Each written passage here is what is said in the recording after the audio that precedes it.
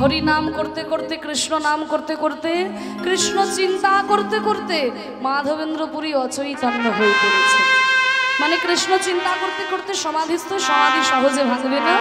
ঈশ্বরপুরী করলো কি, মাধবেন্দ্রকে একটা কদম গাছের তলায় বসিয়ে রেখে বৃন্দাবনের ঘরে ঘরে ভিক্ষা করতে গেল, যাতে গুরুদেবের ধ্যান ভাঙলে গুরুদেবকে প্রসাদ দিতে পারি। আর মাধবেন্দ্রের একটা স্বভাব ছিল, উনি কোনোদিন ভিক্ষা করতেন না। এই বলে ঈশ্বরপুরী যখন ভিক্ষা করতে গেছে, ওদিকে মাধবেন্দ্রপুরীর ধ্যান ভেঙেছে। আর ওমা ধ্যান ভেঙে দেখে কি না, একটা বাচ্চা ছেলের সামনে দাঁড়িয়ে আছে। ও সাধু বাবা, সাধু বাবা, তোমার নাম মাধব না? ও গো মাধব, ও মাধব, ভাবছো তুমি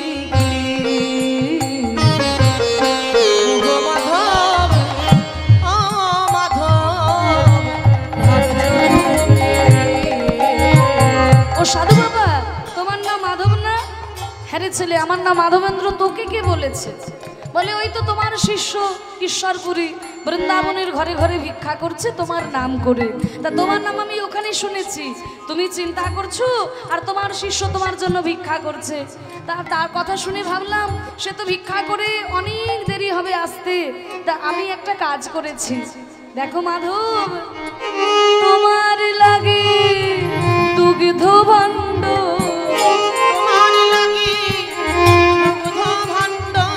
মাধব তোমার লাগে দুগ্ধ ভাণ্ড,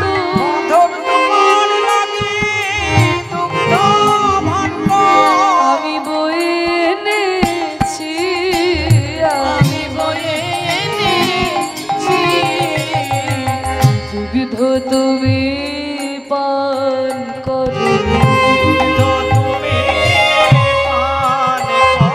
তোমার ক্ষুধার জ্বালা জুড়াইবে,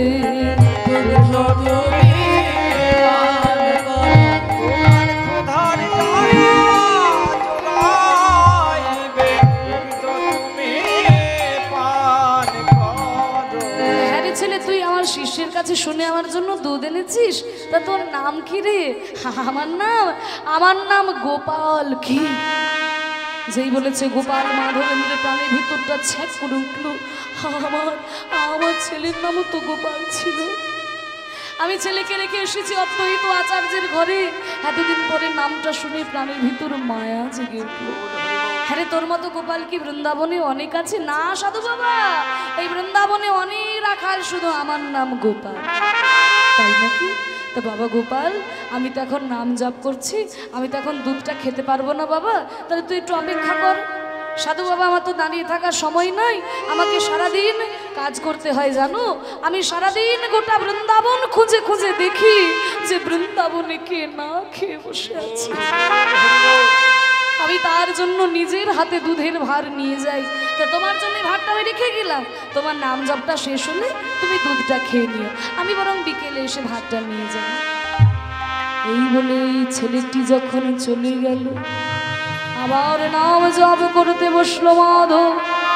নাম সম্পূর্ণ করে যেই না দুগ্ধ ভাণ্ডটিকে বদনে দিয়েছেন কৃষ্ণায় নমঃ, এত সুন্দর দুগ্ধ তো আমি কোনোদিন পান করি না। বৃন্দাবনের দুগ্ধের কি স্বাদ, তা না হইলে কি কৃষ্ণ সেবাই লাগে? ওমা দুধটা খেয়ে নিয়ে ভাতটা রেখে দিল। বিকেলে গড়িয়ে গেল, কিন্তু এই ছোট ছেলেটি তো এখনো এলো না। এই কি মায়ায় পড়লাম, যে ছেলেটা আমাকে দুধ দিয়ে গেল ছেলেটা তো এখনো এলো না। ছিছি, আমি না বৈষ্ণব, আমার ভিতরে এখনো মায়া। আসলে কি জানো তো, ওই ছেলেটার নাম গোপাল বলে আমার হয়তো এত মায়া হচ্ছে। যাক, যখন খুশি আসবে নিয়ে যাবে, আমি একটু নাম জপ করি। আবার নাম জপ করতে বসলো মাধব।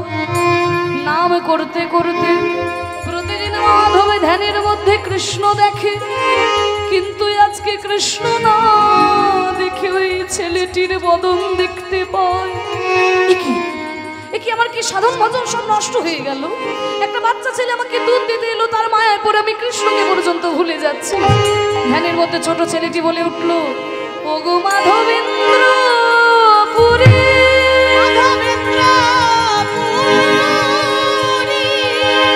আমি রাখাল বেশে তোমায় দিলাম দুধের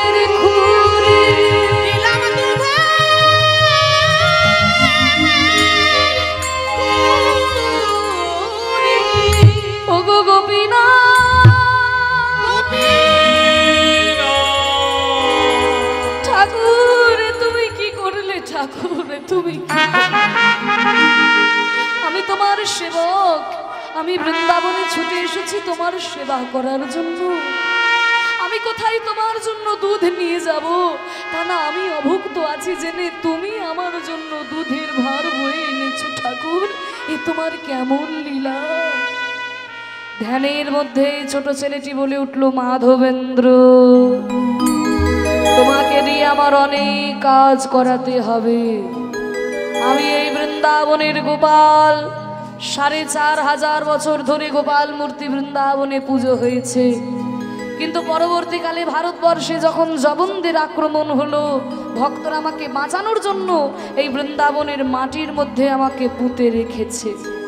তুমি এসে ওই মাটির ভিতর থেকে আমাকে উদ্ধার করো। আমাকে শুধু প্রতিষ্ঠা করলে হবে না, আমি অনেক দিন ভাত খাইনি, আমি অন্ন সেবা নেব।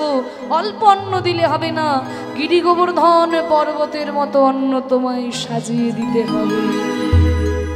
মাধবেন্দ্রের নয়নে আর ঘুম আসিল, বৃন্দাবনের ঝোপে ঝাড়ে জঙ্গলে খুঁজে বেড়াচ্ছে।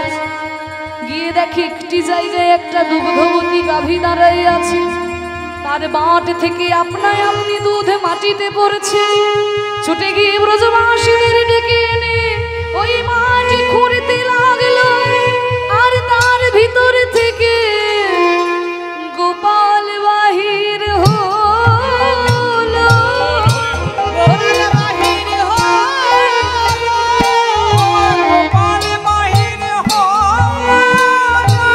ওই বৃন্দাবনের মাটি খুঁড়ে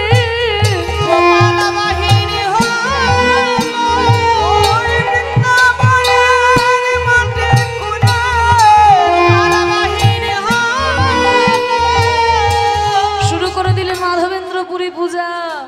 যে মাধবেন্দ্র কোনোদিন কারোর কাছে ভিক্ষা করে নাই, সেই মাধবেন্দ্র আজকে ভিক্ষার আঁচল পেতেছে।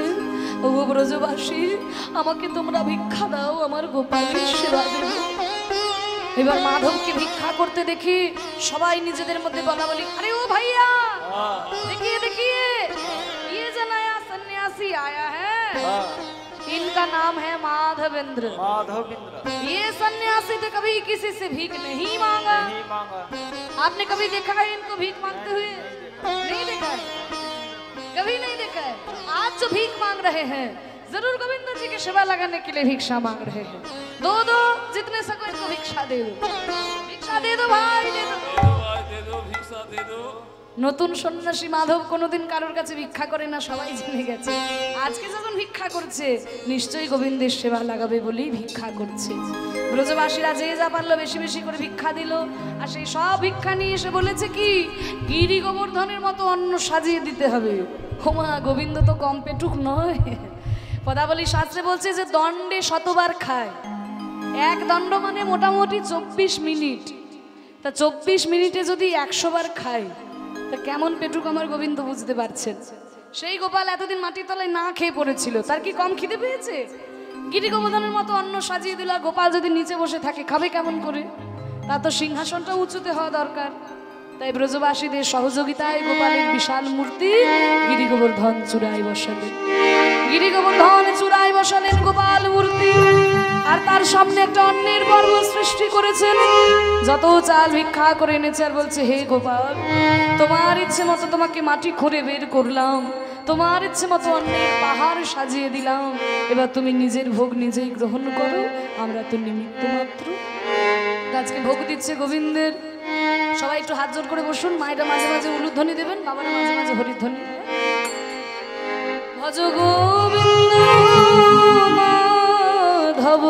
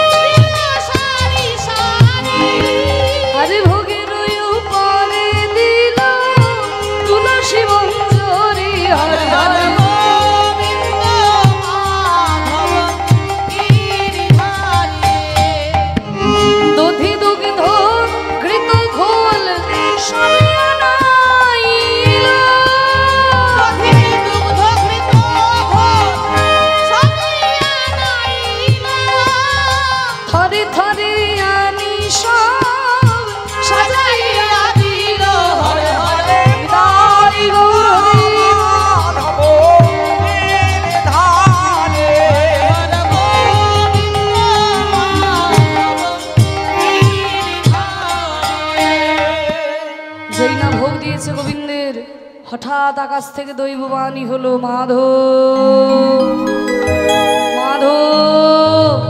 ব্রজবাসীরা এদিক ওদিক তাকাচ্ছে, কোত্থেকে আওয়াজ আসছে? আকাশ থেকে আওয়াজ আসছে, আমি তোমার অন্নকূট ভোগের সেবায় বড় আনন্দ পেয়েছি মাধব। আজ থেকে বিধান হলো প্রতি বৎসর ভক্তগণ অন্নকূটের সেবা আমাকে দেবে। তখন থেকে বিভিন্ন জায়গায় অন্নের পাহাড় তৈরি করে গোবিন্দের ভোগ দেওয়া হয়।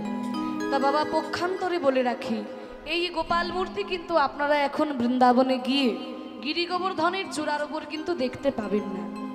যার জন্য একটা কথা প্রচলিত আছে, বৃন্দাবনে যাইও না থাকিও চিরকাল, না চড়িও গোবর্ধন না হেরিও গোপাল। মানে বৃন্দাবনে যাবে কিন্তু চিরকাল থাকবে না, গিরি গোবর্ধনে যাবেন উঠবে না, গোপালও দেখবে না। বাবা, বৈষ্ণব শাস্ত্র মতে গিরি গোবর্ধন পর্বতটাই কৃষ্ণ। এবার গিরি গোবর্ধনের উপরে ওঠা মানে কৃষ্ণের গায়ের উপরে উঠে পড়া। আবার যেহেতু গিরি গোবর্ধনের উপরে গোপাল রয়েছে, তাই গিরি গোবর্ধনে উঠবে না, গোপালও দেখবে না। কিন্তু ভক্তদের কষ্ট হয় তো মাধবেন্দ্রপুরের প্রতিষ্ঠিত গোপাল দেখতে না পারলে, তাই পরবর্তীকালে ওই গিরি গোবর্ধন চূড়া থেকে গোপাল নামিয়ে এনে অন্যত্র সেবা করা হয়। বৃন্দাবনের নাথ দুয়ার বলে একটা জায়গা রয়েছে, সেই নাথ দুয়ারাতে এখনো এই গোপাল মূর্তি পুজো হচ্ছে। সেই গোপালের পুজো করতে করতে অনেক দিন পরে গোপাল আবার স্বপ্ন দিয়েছে, কিরে মাধব, তুই তো জানিস আমি যার কাছে সেবা পাই তার কাছেই সেবা পেতে যে বড় ভালোবাসি রে মাধব।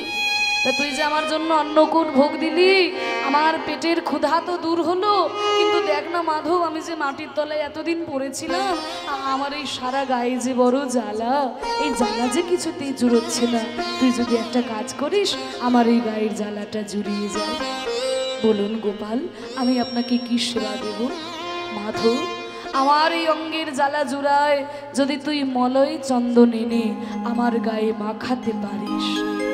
মলয় চন্দন কোথায় পাওয়া যাবে প্রভু? না, তোকে দক্ষিণ ভারতে যেতে হবে।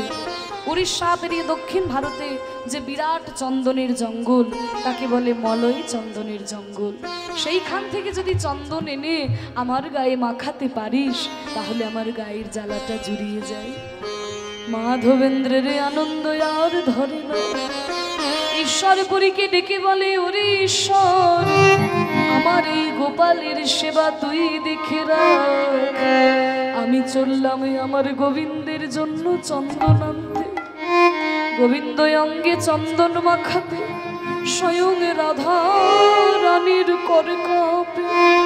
কৃষ্ণ অঙ্গে চন্দন মাখাতে, যশোমতির কর কাঁপে। সেই গোবিন্দের অঙ্গে আমি চন্দন মাখাবো, এই যে আমার বড় ভাগ্যের কথা। তা দেখুন, রাত্রে বিশ্রাম নিচ্ছেন, সকাল হলেই বেরোবেন, বা রাত্রে যখন বিশ্রাম নিচ্ছেন তখন স্বপ্নে রাধারানী দর্শন দিয়েছে। রাধারানী দর্শন দিয়ে বলছে, কিরে মাধব, তুই কি শুধু কৃষ্ণ ভক্ত নাকি রাধারও ভক্ত? কেন কেন, কৃষ্ণ কি কখনো রাধা ছাড়া থাকতে পারে? তুই যে আমার গোবিন্দের জন্য অন্নকূট ভোগ দিলি, আবার আমার গোবিন্দের জন্য চন্দন আনতে যাচ্ছিস, তা আমাকে কিছু সেবা দিবি না? বলুন শ্রী রাধে, আমি আপনাকে কি সেবা দেব? ওরে মাধব, আমাকে তোকে ভিক্ষা করে সেবা দিতে হবে না। তুই তো জানিস আমার 25টা গুণের মধ্যে একটা গুণ হচ্ছে সঙ্গীতাগ্রসর আধিক্যে। যত রকমের সঙ্গীত আছে সব আমি জানি, সব আমি ভালোবাসি। 6 রাগ 36 রাগিনী আমি বড় ভালোবাসি। তা তুই যে আমার গোবিন্দের জন্য চন্দন আনতে যাচ্ছিস, যেতে যেতে আমায় একটা গান শোনাতে শোনাতে চাই। মাধবেন্দ্রপুরী বলছে, হে রাধে, আমি কি তোমাকে গান শোনাতে পারি? তবে তুমি কৃষ্ণ দর্শনে যেতে গিয়ে যেইভাবে সখীদের দ্বারা সুসজ্জিতা হয়ে গিয়েছিলে, সেই অভিসারিণী রাধারানীর বর্ণনায় আমি যেমন পারবো তেমন গাইব। শুনে রাখুন ভক্তগণ, আজ অব্দি মোটামুটি যত খুঁজে পেয়েছি প্রায় 12,000 বৈষ্ণব পদাবলী রয়েছে। 12,000 বৈষ্ণব পদাবলী সন্ধানে আছে। একটু যেহেতু পড়াশোনায় আছি, আপনাদের আশীর্বাদ মাথায় নিয়ে সেই ছোট্টবেলা থেকে, সেই 5 বছর বয়স থেকে আমি কীর্তন পরিবেশন করছি। আমার প্রথম কীর্তন শিক্ষা, এই যে আমার বাবা কিবোর্ড বাজাচ্ছেন, উনি আমাকে প্রথম 5 বছর বয়সে কোলে করে আসরে তুলেছিলেন। তখন থেকেই কীর্তন পরিবেশন পরবর্তীকালে কীর্তন সম্রাট শ্রী সুমন ভট্টাচার্য মহাশয় কৃপা করেছেন এবং কীর্তনের মূল ঘরানার গান তিনি কৃপা করে শিখিয়েছেন। সেই সঙ্গে আপনাদের আশীর্বাদে আমি বর্ধমান ইউনিভার্সিটি থেকে ইংরাজি এমএ করেছি, বিএড করেছি। তারপরে কলকাতা রবীন্দ্রভারতী বিশ্ববিদ্যালয় থেকে এই কীর্তন বিষয় নিয়ে আমি আরেকটা এমএ কমপ্লিট করলাম। আপনারা আশীর্বাদ করবেন যেন হরিনামের সঙ্গে শিক্ষাও চালিয়ে যেতে পারি। তা মোটামুটি 12,000 বৈষ্ণব পদাবলী আমাদের তো সম্পদ, এগুলো রয়েছে সন্ধানে। তবে মোটামুটি 1000 খানেক মানে পদাবলী নিয়ে কীর্তনিয়ারা ঘোরাঘুরি করে, কিন্তু সন্ধানে আছে। তার মধ্যেই একটি মাত্র পদ মাধবেন্দ্র পুরী রচিত। রাধারানীকে শুনিয়েছিলেন রাধারানীর অভিসারের পদ, সেই পদটি একটু গাইছি, একটু মন দিয়ে শুনুন। রাধারানী যখন কৃষ্ণ দর্শনে যাবে, সখীরা সাজিয়ে দিয়েছে রাধারানীকে কেমন দেখতে হয়েছে, একেবারে চরণ থেকে মস্তক পর্যন্ত বর্ণনা এই পদটির মধ্যে দিচ্ছি। আরে কি বাসা জলধ্বনি চন্দ্র বদনি শ্যামরস আসে রে,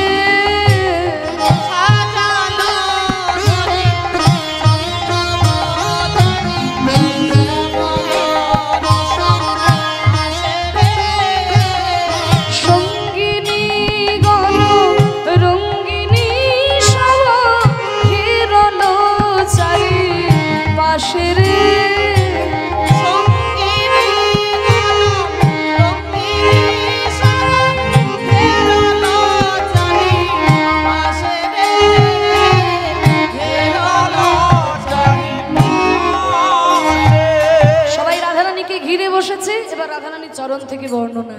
রাধারানীর চরণটি কেমন? অরুণ চরণ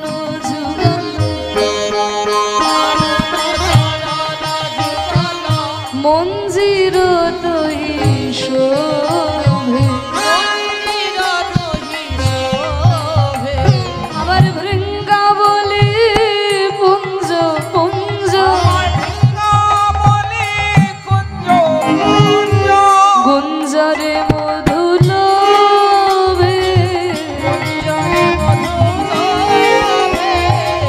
গুঞ্জরে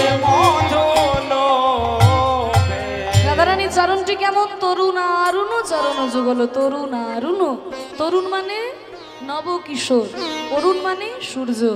দেখবে মাইরা সকালবেলায় যখন সূর্য ওঠে পূর্ব দিকে, আকাশে একেবারে লাল টকটকে, প্রথম যখন সূর্যটা ওঠে একেবারে লাল টকটকে থাকে। তার যে লাল ভাবটা, আমার রাধারানীর পায়ের তলাটা যেন ঠিক সেই রকম। তরুণ আরুণ চরণ যুগল, সেই চরণে আবার নুপুর পরে আছে, সোনার নুপুর, মঞ্জির তো হিসেবে। আর ওই চরণের চারপাশে ভৃঙ্গাবলী পুঞ্জ পুঞ্জ, কালো কালো ভ্রমর মন মন মন মন মন মন মন মন মন মন মন মন করে ঘুরে বেড়াচ্ছে। ও মায়েরা ভ্রমর দেখেছো? ও ঠাকুমা ঘুমিয়ে গেছে, দেখো ওঠো। ভ্রমর দেখেছো? ভ্রমর দেখেছো? উঠতে পারছে না, হরি বল। ভ্রমর দেখেছো? ভ্রমর রাত দুপুরে ঘুম থেকে তুলো, ভ্রমর দেখেছো? একবার যদি হুল ফুটিয়ে দেয় তো বুঝতে পারে কত ধানে কত চাল বোঝা যাবে যদি ভ্রমর একবার হুল ফুটিয়ে দেয়। তাই যে কালো কালো ভ্রমর বনবন বনবন করে ঘুরে বেড়ায়, আজকে রাধারানীর পায়ের চারপাশে ঘুরে বেড়াচ্ছে। কেন? আসলে ওরা ভাবছে কোথায় সোনার কমল ফুটেছে, রাই চরণ দেখে ভ্রমর ভাবে সোনার কমল। পদ্ম ফুল তো অনেক দেখেছি, সোনার পদ্ম তো কোনোদিনই দেখি নাই। এই পদ্মের কাছে এসেছি যখন মধু নিশ্চয়ই পাবো। পদকর্তা এক পাশে দাঁড়িয়ে বলছে, ওরে ভ্রমর তোর জীবনে এবার ধন্য হলো, সকল পদ্মে তুই এমনি মধু পাস, কিন্তু রাই চরণ পদ্মে যখনই এসেছিস ভ্রমর, কৃষ্ণের প্রেম মধু পেয়ে যাবি, রাই চরণ তলে এসেছিস যখন,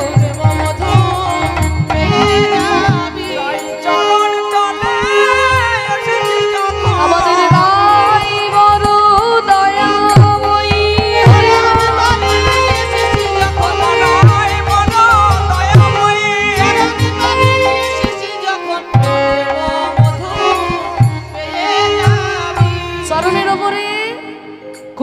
মুকুম্ভ যিনি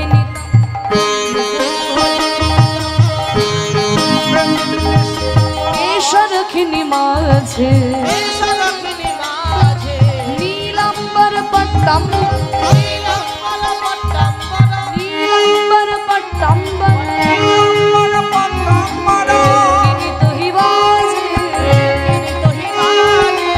নীল শাড়িটা দেখে মনে হচ্ছে যেন মেঘের উদয় হয়েছে, আর হাত দুটো নীল শাড়িটা মনে হচ্ছে মেঘ, আর হাত দুটো যখন নাড়াচ্ছে মনে হচ্ছে যেন বিদ্যুৎ এক জায়গায় খেলা করছে। যুগল থির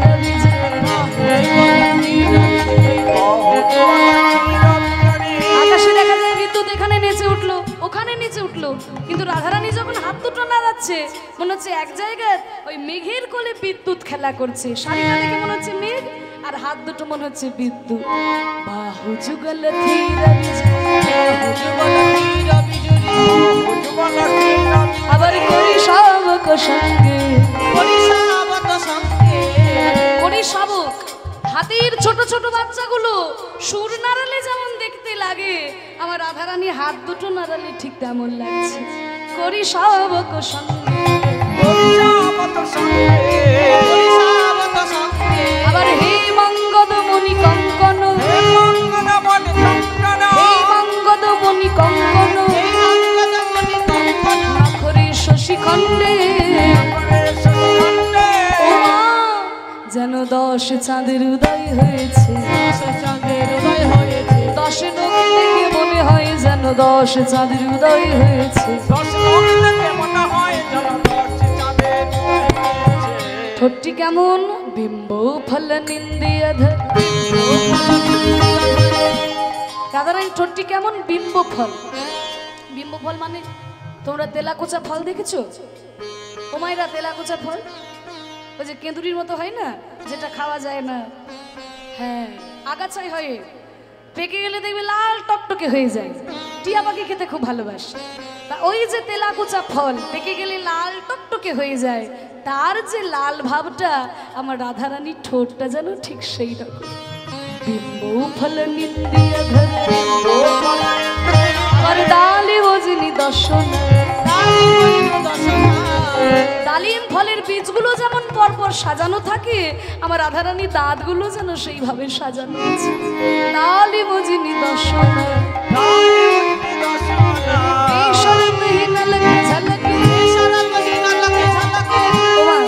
অনেক মায়েরা দেখবে এই নাকের মাঝখানটা একটা গয়না পরে, মাঝখানে তাকে বলছে বেসর।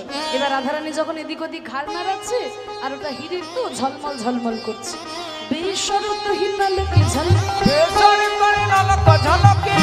ও মা আবার মন্দ মন্দ হাসনা,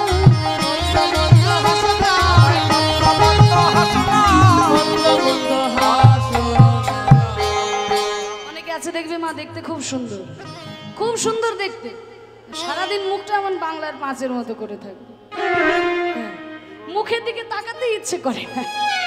তা রাধারানী যেমন দেখতে সুন্দর, মুখে তেমনি মৃদুমন্দ হাসি, একবার দেখলে বারবার দেখতে ইচ্ছে হয়। বেশরত হিনালকে ঝলকে মন্দ মন্দ হাসনা,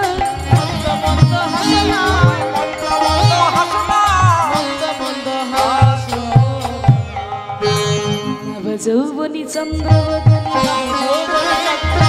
নব যৌবনী চন্দ্রবদনী বৃন্দাবন বাকে। এত সুন্দর বর্ণনা যিনি দিচ্ছেন তাকে একটু প্রণাম করি। মাধবেন্দ্র পুরী রচিত ভাষণ, বর্ণি পূর্ণি পাটে, পূর্ণি পূর্ণি রাধারানীকে গান শোনাতে শোনাতে মাধবেন্দ্র পুরী এসে পৌঁছলেন উড়িষ্যার রেমুনা গ্রাম। সেই রেমুনা গ্রাম যেখানে দাঁড়িয়ে এই কথা শুনছেন মহাপ্রভু। রেমুনা গ্রামে এসে একজনকে জিজ্ঞাসা করছো, ভাই তোমাদের গ্রামটার নাম কি বলতে পারো? সাধু বাবা আমাদের গ্রামের নাম হচ্ছে রেমুনা। রেমুনা তা আমি তো বৃন্দাবন থেকে আসছি, দক্ষিণ ভারতে যাব। আজকে রাত্রিটা তোমাদের গ্রামে একটু বিশ্রাম নেব, তো তা তোমাদের গ্রামে যদি কোনো মন্দির আছে তো বলো, নইলে কোনো বট গাছের তলা, কোনো বাড়িতে তো আমি থাকি না। মন্দির, বট গাছ, হ্যাঁ হ্যাঁ, আমাদের গ্রামে তো বিখ্যাত মন্দির আছে, গোপীনাথের মন্দির। শুনুন সাধু বাবা, আমাদের গোপীনাথ যেমন তেমন গোপীনাথ নয়, আমাদের গোপীনাথ ত্রেতা যুগ থেকে পুজো হচ্ছে। বলে দাঁড়াও ভাই, ত্রেতা যুগ থেকে কিভাবে কৃষ্ণের মূর্তি পুজো হবে? কৃষ্ণ কোন যুগের লীলা? দাপর যুগের লীলা। ত্রেতা যুগের লীলা তো রামচন্দ্রের, তা ত্রেতা যুগ থেকে কিভাবে কৃষ্ণের মূর্তি পুজো হবে? শুনুন সাধু বাবা, আমরা পূর্বপুরুষের মুখে যা শুনেছি আপনাকে তাই বলছি। একদিন রামচন্দ্র সীতা দেবীকে নিয়ে বেড়াতে গেছিলেন চিত্রকূট পর্বতে। গিন্নিকে নিয়ে সবাই যেমন বেড়াতে যায় না, আজকাল নতুন নাম রেখেছে গো, হানিমুন। আদৌ মূল কথা হচ্ছে গিন্নিকে নিয়ে বেড়াতে যাওয়া। এবার রামচন্দ্র সীতা দেবীকে নিয়ে বেড়াতে গেছেন চিত্রকূট পর্বতে। পর্বতের উপরে উঠে দেখাচ্ছে, ওই দেখো সীতা কত সুন্দর পাহাড়, ওই দেখো কত সুন্দর নদী, ওই দেখো কত সুন্দর ফুলের বাগান। সীতা দেবী কোনো দিকে তাকাচ্ছেন না। কি ব্যাপার সীতা, তোমার যেন মন উঠছে না কিছুতে? বলে আমার একটা মনের ইচ্ছা আছে, আপনাকে বলবো। আরে বলো বলো, তোমার ইচ্ছা পূরণ করার জন্যই তো তোমাকে নিয়ে বেড়াতে এসেছি।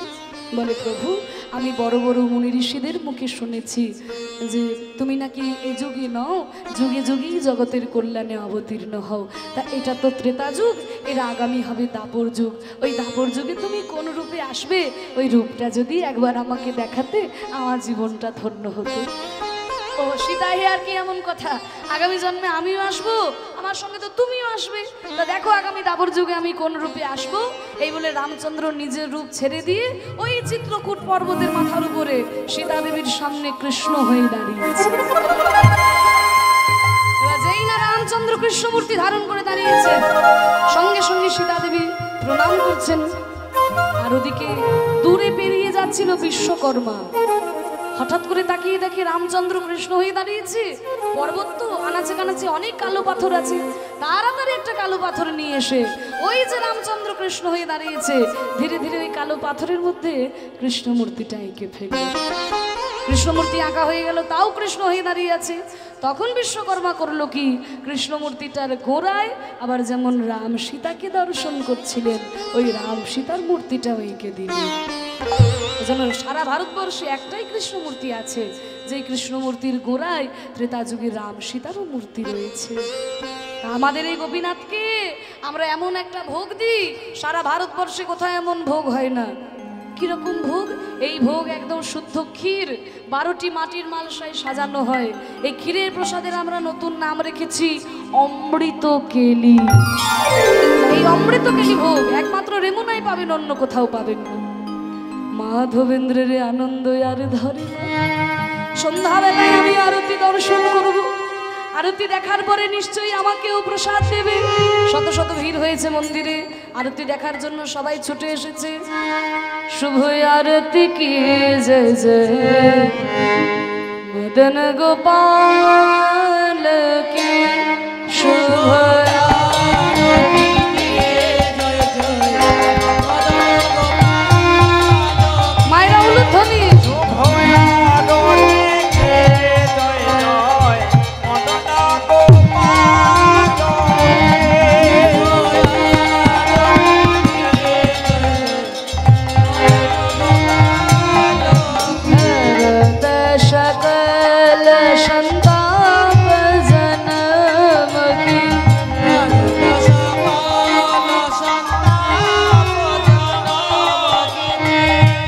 সকল সন্তাপ জনমকি।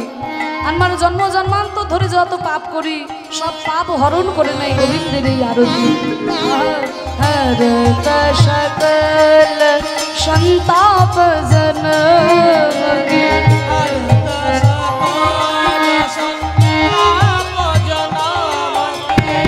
মিটত তপসম কাল কি শুভ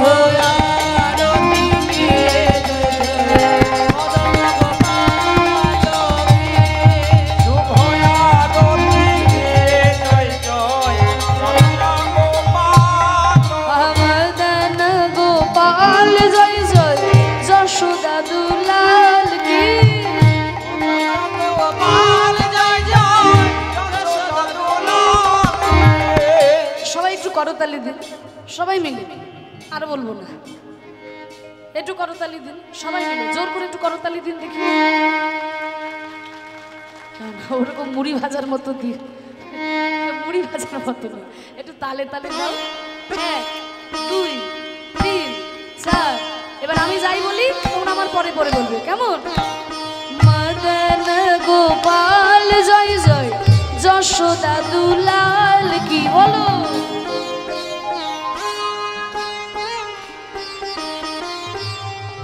কথাটা হচ্ছে মদন গোপাল জয় জয়, যশোদা দুলাল, ঠিক আছে? জোর করে বলো তো সবাই মিলে, মদন গোপাল জয় জয়, যশোদা দুলাল কি।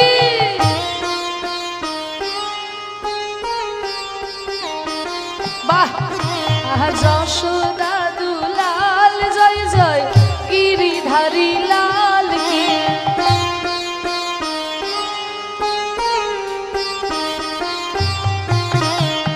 ভাইরা কিন্তু একদম সুন্দর, কারোর গলা শুনতে পাচ্ছি না, ভাইরা কিন্তু সুন্দর, কি সুন্দর গাইছে, খুব ভালো। একভাবে বসে বসে কীর্তন শুনছি, দেখা যায় না অন্য জায়গায়, খুব ভালো। সব ফাঁকি দিচ্ছে মায়েরা, সব ফাঁকি দিচ্ছে তাকে, মায়েরা সব গান গাইছে, মায়েরা সব ফাঁকি দিচ্ছে।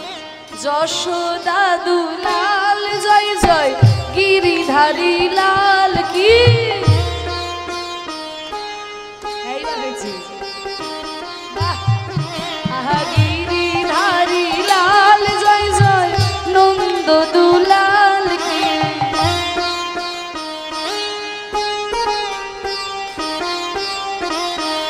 নন্দ দুলাল জয় জয়, মদন গোপাল কি।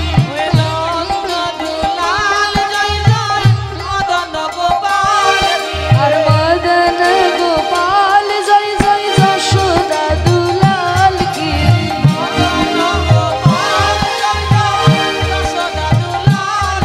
শুভ আরতি কি জয় জয়, তাই গরিব।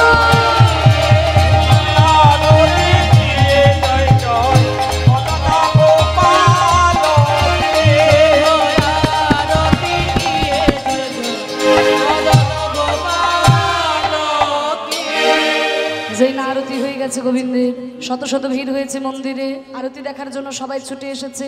12টি মাটির মালসায় ক্ষীরের প্রসাদ সাজানো আছে, একটা একটা করে ক্ষীরের মালসা থেকে প্রসাদ নিয়ে ঠাকুরমশাই সবাইকে দান করছে। তোমরা সবাই প্রসাদ নিয়ে যাবে গো, কেউ যেন প্রসাদ না নিয়ে যেও না, কেউ প্রসাদ না নিয়ে যেও না, একটু একটু করে প্রসাদ সবাইকে দান করছে। শত শত ভিড় হয়েছে মন্দিরে, সবাই ঠেলাঠেলি করে আগে চলে যাচ্ছে। মাধব তো কাউকে ঠেলাঠেলি করতে পারে না, সবার পিছনে দাঁড়িয়ে আছে। ধীরে ধীরে মাটির মালসাগুলো একে একে শেষ হয়ে আসতে লাগলো।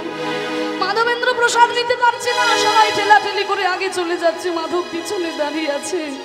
ধীরে ধীরে মালসাগুলো সব শেষ হয়ে গেল, আস্তে আস্তে মন্দিরের দরজা বন্ধ হয়ে গেল। ঠাকুর তোমার কি ইচ্ছা তুমি জানো ঠাকুর, আপন ইচ্ছায় জীব কোটি বাঞ্ছা করে, কৃষ্ণ ইচ্ছা বিনা এক বাঞ্ছা নাহি পুরে। হে প্রভু, আমি চেয়েছিলাম ওই অমৃত কেলি ভোগ কেমন একটু চেকে দেখবো, না না নিজের জন্য নয়, যদি ভালো লাগতো আমার বৃন্দাবনের গোপালকে অমৃত কেলি ভোগ দিতাম। কিন্তু ছিছি, আমি না বৈষ্ণব, আমার ভিতরে লোভ, এই লোভ আমার ত্যাগ করা উচিত। এই বলে 1 পা 2 পা করে একটা বট গাছের তলায় গিয়ে বসলো। রাত্রে খাওয়া হলো না, বসে বসে নাম জপ করছে। আর ওদিকে কি হয়েছে জানো মা? অর্ধ রজনীতে গোপীনাথ মন্দিরের পূজারীকে স্বপ্ন আদেশ দিয়ে বলে, ওগো ব্রাহ্মণ তুমি জেগে বসো। ঠাকুর মশাই, ঠাকুর মশাই, কি আমি তোমার মন্দিরের গোপীনাথ। কোথায় গো গোপীনাথ? আজকে তোমাদের বড় ভাগ্য ভালো, তোমাদের এই রেমুনা গ্রামে আমার পরম বৈষ্ণব ভক্ত এসেছে মাধবেন্দ্র। ভিড়ের মাঝে সবাইকে প্রসাদ দিতে গিয়ে তুমি আমার মাধবকে প্রসাদ দিতে পারবে না আমি জানতাম, কারণ মাধব যে আমার এমন ভক্ত, ও যে কারোর কাছে কিছু চেয়ে খেতে জানে না। সবাইকে প্রসাদ দিতে গিয়ে তুমি আমার মাধবকে প্রসাদ দিতে পারবে না, আমি জানতাম। তাই আমি কি করেছি জানো? 12টি মাটির মালসার মধ্যে একটি মাটির মালসায় আমি আমার ওড়নার তলায় লুকিয়ে রেখেছি। তুমি এসে আমার এই চাদরের তলা থেকে ক্ষীরের মালসা প্রসাদ নিয়ে ওই বট গাছের তলায় বসে আছে, আমার মাধবকে দান করো। ঠাকুর মশাইয়ের তো মাথায় হাত, সর্বনাশ। আমি প্রসাদ দিতে গিয়ে বারবার তো কেন জানি মনে হচ্ছিল 11টি মালসা রয়েছে। আমি তো তখন ভালো করে গুনে দেখলাম না। তাহলে কি সত্যি গোপীনাথ চাদরের তলায় লুকিয়ে রেখেছে? ছুটে গিয়ে যেই না মন্দিরের দরজাটি খুলেছে, দেখে কিনা বন্ধ ফুলের গন্ধে সারা মন্দির মোহমোহ করছে। আরে গোপীনাথের চাদরের তলায়, গোপীনাথের ওড়নার তলায় একটা ক্ষীরের মালসা। ওই ক্ষীরের মালসাকে বুকে জড়িয়ে ধরে বলে, ও গোপীনাথ, আমি সারা জীবন তোমার চরণে পুজো করি না, কোনদিন তো তুমি কারোর জন্য ক্ষীর চুরি করো না। আরে কোন বৈষ্ণব এসেছে তার জন্য তুমি ক্ষীর চুরি করে ওড়নার তলায় লুকিয়ে রেখেছো। ওই ক্ষীরের মালসাকে মাথায় তুলে নিয়ে রেমুনার পথে পথে যাচ্ছে। ওগো কে আছো দেখা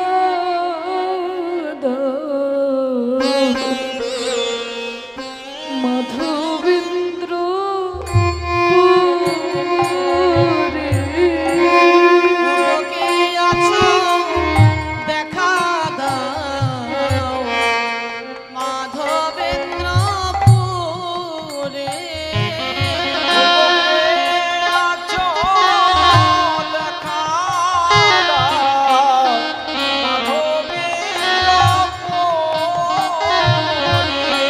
তোমার লাগে আমাদের গোপীনাথ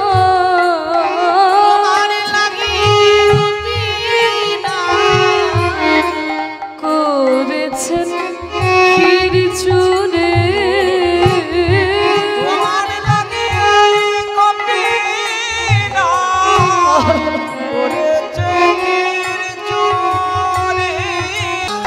রাধা জैसी बाला और वृंदावन का ग्वाला, ऐसा ग्वाला मुरली मनोहर जपो कृष्ण की माला, ऐसा ग्वाला मुरली मनोहर जपो कृष्ण की माला। हरे नाम का प्याला, हरे कृष्ण कहला, हरे सहाला कृत करके जना चले बदला,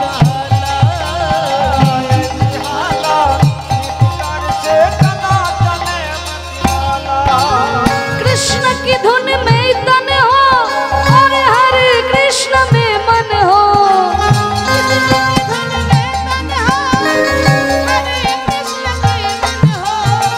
कृष्ण की धुन में तन हो और हरे कृष्ण में मन हो।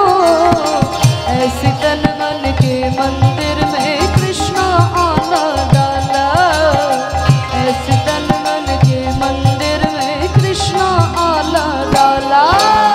हरे नाम का प्याला, हरे कृष्ण कहला, ऐसा हाला चित करके चला चले मतवाला, ऐसा हाला चित करके चला चले मतवाला। हरे कृष्ण का जप हो और हरे कृष्ण की माला, हरे कृष्ण का जप हो, हरे कृष्ण का माला, हरे कृष्ण का जप हो और हरे कृष्ण की माला। ऐसा माला जपते चलो तुम, जपो कृष्ण की माला। दिव्य ज्योत से हृदय शुद्ध हो, जपो कृष्ण की माला। हरे नाम का प्याला प्याला, हरे